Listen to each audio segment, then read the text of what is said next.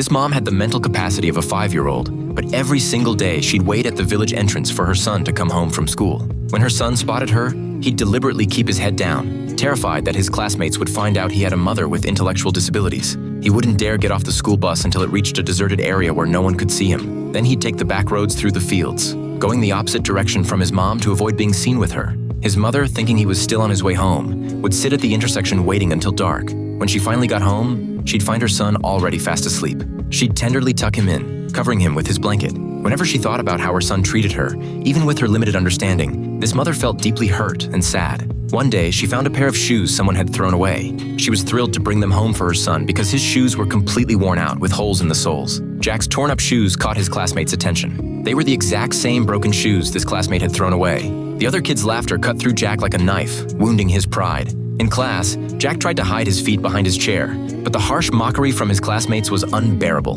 During recess exercises, Jack would rather go barefoot than endure his classmates' cruel stares. After school, when Jack trudged home feeling defeated, some well-meaning villagers handed him clean clothes and household items. Jack silently accepted them, but inside he was filled with hatred for this excessive pity from others. When he reached the middle of the bridge, he didn't hesitate to throw all the clothes into the water below. When his mother saw her son come home barefoot, she was deeply worried. But her son completely ignored her and put on those worn-out shoes anyway, because these shoes weren't charity or hand-me-downs. During dinner that afternoon, her son kept his head down, refusing to even look at her. As if all the humiliation he suffered was because of this mother he was ashamed of, he had even forgotten how long it had been since he last looked into his mother's eyes. His mother seemed to realize that her son didn't like wearing the shoes she'd found, and tears of guilt began streaming down her face. The next day, she went to town and used all their family savings to buy her son a brand new pair of shoes. On the way back, she clutched the shoes joyfully.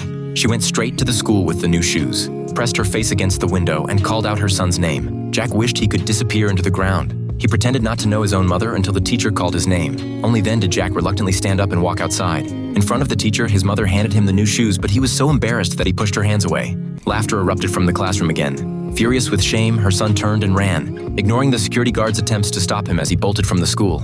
Afraid something might happen to him, his mother chased after Jack. To get away from her, Jack climbed up a tree. His mother kept calling his name from below. Then tragedy struck. Her son fell hard to the ground.